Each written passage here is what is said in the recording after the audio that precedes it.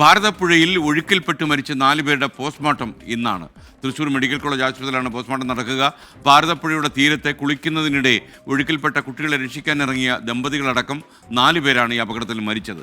ഭാരതപ്പുഴയിൽ ഈ അപകടം നടന്ന സ്ഥലത്ത് നിന്ന് നിഖിൽ പ്രമേഷ് ചേരും. അതുപോലെ തൃശൂർ മെഡിക്കൽ കോളേജിൽ നിന്ന് സൂരജ് സജ്ജി കൂടി ചേരുന്നുണ്ട് പോസ്റ്റ്മോർട്ടത്തിൻ്റെ വിവരങ്ങൾ നൽകാൻ. ആദ്യം ഭാരതപ്പുഴയുടെ തീരത്തേക്ക് ഈ അപകടം നടന്ന സ്ഥലം, ആ സ്ഥലത്തു നിന്നാണ് നിഖിൽ പ്രമേഷ് റിപ്പോർട്ട് ചെയ്യുന്നത്. Nikhil, good morning. Suraj Sajji, good morning. അപ്പോൾ നിഖിൽ, ശരിക്കും വല്ലാത്ത അപകടമായി. ഭാരതപ്പുഴയിൽ തന്നെ ഇത്രയും വെള്ളമില്ലാത്ത ഒരു സ്ഥലമാണ്, എന്നിട്ട് പോലും അവിടെ കുളിക്കാനിറങ്ങിയവർക്ക് അപകടം ഉണ്ടായി എന്ന് പറഞ്ഞപ്പോൾ ഇങ്ങനെയാണ്. Good morning. 4 പേരുടെ ജീവനെടുത്ത ശ്മശാനക്കടവ് എന്നറിയപ്പെടുന്ന അവിടെയാണ് ഞാനുള്ളത്. വളരെ വിഷമം നിറയുന്ന ഒരു കാഴ്ചയാണ്. കാരണം 4 പേരുടെ കുടുംബം, അതിൽ ചെറിയ കുട്ടികളടക്കം എന്നൊക്കെ പറയുമ്പോൾ നമുക്ക് വലിയ വേദനയാണ് അത് സമ്മാനിക്കുന്നത്. ഈ കടവും ഈ പുഴയും ഒരുപക്ഷെ ഒരു അപകട ചുഴി തന്നെയാണ്. ആളുകൾ ഒരുപക്ഷെ പെട്ടെന്ന് ഇവിടെ നമുക്കിത് കാണുമ്പോൾ തോന്നുന്ന വലിയ ആഴമൊന്നും ഉണ്ടാകില്ല, വേണമെങ്കിൽ ഒന്ന് ഇറങ്ങി കുളിക്കാനൊക്കെ തോന്നുന്ന ഒരു കടവാണ്. ആ തരത്തിലാണ് ഇത് കാണുമ്പോൾ നമുക്ക് ആദ്യം തോന്നുന്നത് അങ്ങനെയാണ്. ഒരു പക്ഷെ നടന്നു പോകാനൊക്കെ പറ്റും എന്ന് കരുതുന്ന തരത്തിലാണ് ഈ പുഴയുള്ളത്. അതുകൊണ്ട് തന്നെ ആയിരിക്കണം ഒരു പക്ഷെ ആ കുടുംബം, ഒരു വൈകുന്നേരം ചിലവഴിക്കാൻ വന്ന ആ കുടുംബം ഇതിലേക്ക് ഇറങ്ങാൻ വേണ്ടി അവർ ശ്രമിച്ചതും അപകടത്തിൽപ്പെടുന്നതും തുടർന്ന് 4 പേർക്ക് ജീവൻ നഷ്ടമാകുന്ന സാഹചര്യം ഉണ്ടായതുമൊക്കെ സത്യത്തിൽ ഇവിടുത്തെ പ്രദേശവാസികൾക്ക് നന്നായി അറിയാം. പലയിടങ്ങളിലും നല്ല താഴ്ചയുള്ള, അതായത് ഒരുപാടധികം താഴ്ചയുള്ള ചുഴികളും വലിയ വലിയ ഗർത്തങ്ങളൊക്കെ ഇതിലുണ്ട് എന്നുള്ളത് ഇവിടുത്തെ പ്രദേശവാസികൾക്കറിയാം. എന്നാൽ പുറത്തു നിന്ന് വരുന്ന ആളുകൾക്ക് ഇതിനെക്കുറിച്ച് ധാരണയില്ല. അതാണ് ഇത്തരത്തിലുള്ളൊരു അപകടത്തിലേക്ക് നയിച്ചത് എന്നുള്ളതാണ് നമുക്ക് മനസ്സിലാക്കാൻ കഴിയുന്നത്. അദ്ദേഹം ഇവിടുത്തെ ഒരു മുൻ മെമ്പറാണ്. ഇന്നലെ രക്ഷാപ്രവർത്തനത്തിൻ്റെ സമയത്തൊക്കെ ഉണ്ടായിരുന്നു. സത്യത്തിലൊരു വലിയ അപകട ചുഴി ഇവിടെ കാത്തിരിപ്പ്, അപകടം അവിടെ പതിയിരിക്കുന്നുണ്ട്. തീർച്ചയായിട്ടും വലിയൊരു അപകട ചുഴി തന്നെയാണ് ഇവിടെ ഉള്ളത്. അത് ഈ പ്രദേശത്തുള്ള ആളുകൾക്കറിയാം ഈ ഇത്രയും വലിയൊരു ആഴമട ഉണ്ട് എന്നുള്ളത്. ഇവർ കുറച്ചപ്പുറത്തെ ഒരു 4-5 കിലോമീറ്റർ അപ്പുറത്തു നിന്നാണ് ഇവർ ഇവിടെ വന്നത്. അതൊരു മരണത്തിനെ തേടി വന്ന മാതിരിയാണ്. നമ്മളെ എല്ലാവരും വളരെ ദുഃഖത്തിലാണ്. അതുകൊണ്ട് ഇന്നലത്തെ രക്ഷാപ്രവർത്തനത്തിന് സമയത്ത് എത്രത്തോളം വിഷമകരമായിരുന്നു നിങ്ങളെ സംബന്ധിച്ചിടത്തോളം? ഞങ്ങളിവിടെ വന്ന എല്ലാവരും വിഷമിക്കാതെ ഒരു മുനായ എല്ലാവരും വിഷമിച്ചുകൊണ്ടുള്ള ഒരു വലിയൊരു ദുഃഖകരമായ, ഈ പറയുന്ന വ്യക്തി എൻ്റെ ഒരു സുഹൃത്തിൻ്റെ ഏട്ടനും കൂടിയാണ്. അദ്ദേഹവും ഞങ്ങളെല്ലാവരും ഇവിടെ ഉണ്ടായിരുന്നു. അതുമാത്രമല്ല, ഇത്തരം അപകടങ്ങൾ ഒഴിവാക്കാൻ പഞ്ചായത്തോ അല്ലെങ്കിൽ അധികാരികളോ മുൻകൈയെടുത്ത് ഇവിടെ വെച്ചിട്ടുള്ള ദിശാ ബോർഡുകൾ, ഒരു ബോർഡ് വെച്ച് സൂചനാ ബോർഡ്, ഇവിടെ അപകടം ഉണ്ടെന്നും അറിയിക്കുന്ന ഒരു ബോർഡുകൾ സ്ഥാപിക്കേണ്ടതാണ്. മെയിൻ റോഡുമായി ഏകദേശം 1 കിലോമീറ്റർ മാറിയിട്ടാണ് ഈ ഭാരതപ്പുഴ നിലനിൽക്കുന്നത്. ഈ പ്രദേശത്ത് വീടുകളില്ല, ആളുകൾ വളരെ അപൂർവമാണ് ഈ ഭാഗത്ത് എത്തിച്ചേരുള്ളൂ. സുരക്ഷാ മുന്നറിയിപ്പ് ബോർഡുകളൊന്നും ഇല്ല എന്നുള്ളത് നമ്മൾ ശ്രദ്ധിക്കേണ്ട ഒരു കാര്യമാണ് സ്കൈൻ. കാരണം ഇവിടേക്ക് ആർക്കും കടന്നു വരാം. അപ്പോൾ നേരത്തേക്കൊരു ഗ്രില്ലൊക്കെ ഉണ്ടായിരുന്നു എന്ന് പറയുന്നുണ്ട്. അപ്പോൾ അതൊന്നുമില്ല, ആർക്കും ഇവിടേക്ക് കടന്നു വരാം. അതുകൊണ്ട് തന്നെ ഇവിടെ ഒരു തരത്തിലുള്ള സുരക്ഷാ മുന്നറിയിപ്പ് ബോർഡുകൾ അങ്ങനെ ഒന്നും തന്നെ ഇല്ല. അങ്ങനെ എന്തെങ്കിലുമൊക്കെ ഒന്ന് ഇവിടെ സ്ഥാപിച്ചിരുന്നെങ്കിൽ ഒരു പക്ഷേ ഈ ഒരു അപകടം ഒഴിവാക്കാമായിരുന്നല്ലേ? യാതൊരു തർക്കമില്ലാത്ത കാര്യമാണ്. ഇതിനു മുൻപ് ഈ പൈങ്കുളം നിവാസിയായിട്ടുള്ള ജ്യേഷ്ഠൻ അനുജന്മാർ 2 പേര് കുളിക്കാൻ വേണ്ടി വന്നപ്പോൾ അന്ന് ഒരു 5 വർഷത്തിന് മുൻപേ ഇതേമാതിരിയുള്ളൊരു അപകടം ഉണ്ടായി. അപ്പോൾ തന്നെ ആ പയ്യൻ 25-26 വയസ്സുള്ള പയ്യൻ മരണപ്പെട്ടു. അന്ന് ഞങ്ങൾ പഞ്ചായത്ത് ഭരണാധികാരികൾ, CPM ആണ് ഇവിടെ കാലാകാലങ്ങളായിട്ട് ഭരിക്കുന്നത്, ഇപ്പോഴും അവരാണ് ഭരിക്കുന്നത്. അപ്പോൾ ഞങ്ങൾ പറഞ്ഞു ഇതിനൊരു ദിശാ ബോർഡ് വയ്ക്കുക, ഒരു ഗേറ്റ് വയ്ക്കുക.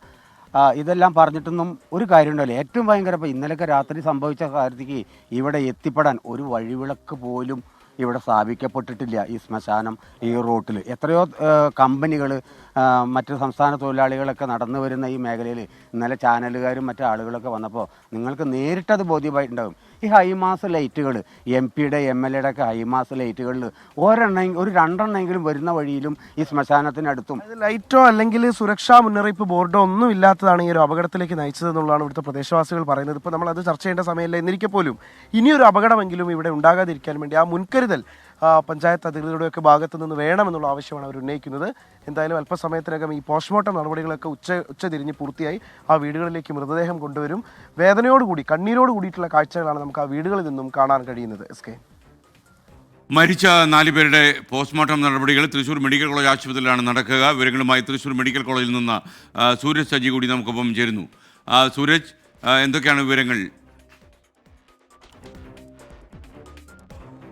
SKN 8 മണിയോടുകൂടി ആണ് ഈ പോസ്റ്റ്മോർട്ടം നടപടികൾ ആരംഭിക്കും എന്ന് അറിയിച്ചിരുന്നത്. ഇപ്പോൾ ഇവിടുത്തെ ജീവനക്കാരെല്ലാവരും തന്നെ എത്തി തുടങ്ങിയിരിക്കുന്നു. അല്പസമയത്തിനകം തന്നെ പോസ്റ്റ്മോർട്ടം നടപടികൾ ആരംഭിക്കും. ഇന്നലെ മൃതദേഹം കണ്ടെടുത്തതിന് ശേഷം ഈ ചേലക്കരയിലെ ജീവോദയ ആശുപത്രിയിൽ എത്തിച്ച് ഇൻക്വസ്റ്റ് നടപടികൾ അടക്കം പൂർത്തിയാക്കിയിരുന്നു. UR പ്രദീപ് MLA ഇടപെട്ട് ഇന്നലെ പോലീസുമായി സംസാരിച്ചുകൊണ്ട് രാത്രി തന്നെ ഇൻക്വസ്റ്റ് നടപടികൾ പൂർത്തിയാക്കാൻ നിർദ്ദേശം നൽകുകയായിരുന്നു. അതിന്റെ അടിസ്ഥാനത്തിൽ ഇൻക്വസ്റ്റ് നടപടികൾ പൂർത്തിയാക്കി മൃതദേഹം രാത്രിയോടുകൂടി തന്നെ ഇപ്പോൾ ഞാൻ നിൽക്കുന്ന തൃശൂർ മെഡിക്കൽ കോളേജിലെ മോർച്ചറിയിലേക്ക് എത്തിച്ചു. അല്പസമയത്തിനകം തന്നെ ഈ മൃതദേഹം പോസ്റ്റ്മോർട്ടം നടപടികൾ ആരംഭിക്കും. SKN ഇന്ന് വെള്ളിയാഴ്ച ആയതുകൊണ്ട് തന്നെ ഈ വെള്ളിയാഴ്ച പ്രാർത്ഥനകൾക്ക് മുമ്പ് ഈ മൃതദേഹം വിട്ടു നൽകുകയാണെങ്കിൽ വീട്ടിൽ അല്പസമയം വച്ചതിന് ശേഷം ഉടൻ സംസ്കാരം എന്നുള്ള നിശ്ചയിച്ചിട്ടുള്ളത്. പക്ഷേ മൃതദേഹം വിട്ടുകിട്ടാൻ വൈകുകയാണെങ്കിൽ ഈ സംസ്കാരത്തിന്റെ സമയവും മാറും. നിലവിൽ നമുക്ക് ലഭിക്കുന്ന വിവരപ്രകാരം ഈ ഫുവാദ് 12 വയസ്സുള്ള ഫുവാദിന്റെ സംസ്കാര ചടങ്ങുകൾ നടക്കുക മേപ്പാട് ചേലക്കര മേപ്പാടം ജുമാ മസ്ജിദിലായിരിക്കും. അത് ഫുവാദിന്റെ അച്ഛൻ വിദേശത്താണുള്ളത്. ഈ ഉപ്പ മടങ്ങി വരുന്നതിന് വേണ്ടിയുള്ള കാത്തിരിപ്പാണ്. അങ്ങനെയെങ്കിൽ വൈകുന്നേരം 4 മണിയോടുകൂടിയായിരിക്കും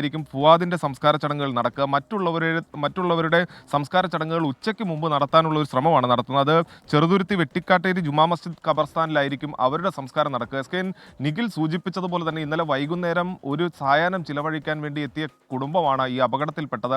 അതിന്റെ ഞെട്ടലിൽ തന്നെയാണ് ഒരു നാടുള്ളത്. ഇങ്ങോട്ടേക്ക് ഇപ്പോൾ തന്നെ ഈ നാട്ടുകാരും അതോടൊപ്പം തന്നെ ബന്ധുക്കളും അടക്കമുള്ളവർ എത്തിയിട്ടുണ്ട്. നിഖിൽ സൂചിപ്പിച്ചതുപോലെ തന്നെ SKN ആ ഒരു മേഖല എന്ന് പറയുന്ന ഒരു ചുഴിയാണ്.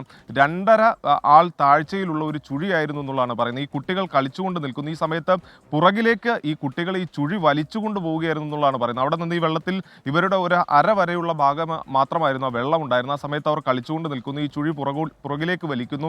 അങ്ങനെയാണ് ഈ കുട്ടികൾ ഇന്നലെ അപകടത്തിൽപ്പെടുന്നത്. 3.5 മണിക്കൂർ നീണ്ട രക്ഷാപ്രവർത്തനമാണ് SKN ഈ ഒരു 100 മീറ്റർ പോലും നീളമില്ലാത്ത ഈ സ്ഥലത്ത് നടത്തേണ്ടി വന്നത്. അത് ഈ ചുഴിയുടെ ഒരു പ്രത്യേകതയാണ്. ഈ ഭാരതപ്പുഴയിൽ നേരത്തെ ഈ മണൽവാരലൊക്കെ ഉണ്ടായിരുന്ന സമയത്ത് രൂപപ്പെട്ട കുഴിയാണ്. അത് ഈ ചെളിയൊക്കെ അടിഞ്ഞ് ഇന്നത് ചുഴിയായി മാറുന്നു. പലപ്പോഴും ഈ ഭാരതപ്പുഴയെക്കുറിച്ചോ അല്ലെങ്കിൽ ഈ പുഴയുടെ ചുഴിയെക്കുറിച്ചോ ഒന്നും അറിയാതെ ഇവിടെ ഇറങ്ങുന്ന ആളുകളാണ് അപകടത്തിൽപ്പെടുന്നത്. എന്തായാലും അതിൻ്റെ ഞെട്ടലിൽ തന്നെയാണ് ഒരു നാടാകെ ഉള്ളത്. ഈ മൃതദേഹത്തിൻ്റെ പോസ്റ്റ്മോർട്ടം നടപടികൾ പൂർത്തിയായതിനു ശേഷം അല്പസമയത്തിനകം തന്നെ ഏകദേശം 10 മണിയോടുകൂടി മൃതദേഹം ഇവിടെ നിന്ന് വിട്ടു നൽകിയേക്കും എന്നുള്ളതാണ് നമുക്ക് ലഭിക്കുന്ന വിവരം. SKN. Okay, thank you Suresh. സങ്കടകരമായ ഒരു വാർത്തയാണ് അത്. എന്താ ചെയ്യുക, ഷബീർ മണ്ണാർക്കാട് പറയുന്ന പരിചയമില്ലാത്ത വെള്ളത്തിൽ ഇറങ്ങരുത്. ലോകം മുഴുവൻ സുരക്ഷാ ബോർഡ് വയ്ക്കുന്ന പ്രായോഗികമാണ്, ഒരിക്കലും പ്രായോഗികമല്ല. നമ്മൾ തന്നെ നമ്മളെ നിയന്ത്രിക്കാൻ മാർഗമുള്ള അടിയൊഴുക്കുകളുള്ള പുഴകളിൽ പ്രത്യേകിച്ച് നമ്മൾ ഇറങ്ങുമ്പോൾ ചിലപ്പോൾ നമ്മുടെ നിയന്ത്രണങ്ങൾ തെറ്റിപ്പോകും, നമ്മുടെ കണക്കൂട്ടൽ പിഴച്ചു എന്ന് വരും. അപ്പോൾ മരണം മണിമുഴക്കി നിൽക്കുന്ന ചില പുഴയോരങ്ങളിൽ നിൽക്കുമ്പോൾ നമ്മൾ ആലോചിച്ചോണം ഈ പുഴയുടെ ആഴങ്ങളിൽ ഈ മരണം പതിയിരിക്കുന്നുണ്ട് എന്ന്. അതുകൊണ്ട് തന്നെ ആ സ്ഥലങ്ങളിലൊന്നും ഇറങ്ങി കുളിക്കാനോ കളിക്കാനോ ഒന്നും നമ്മൾ ശ്രമിക്കരുത്. പ്രത്യേകിച്ച് കുട്ടികളെ ഒരിക്കലും ഈ പുഴയിലേക്ക് നമ്മൾ ഇറക്കരുത് എന്നുള്ളതാണ്. ഏത് പുഴയും വന്യമാകും, ഏത് പുഴയും അപകടകാരിയാകും. ചിലപ്പോൾ പുറമേ കാണുമ്പോൾ വലിയ ശാന്തമായി കിടക്കും പുഴ. അടിവാരങ്ങളിൽ, അടിയോരങ്ങളിൽ, അടിയൊഴുക്കിൽ പുഴ ചിലപ്പം വളരെ വളരെ മൃഗീയമാകും സാധ്യതയുണ്ട്.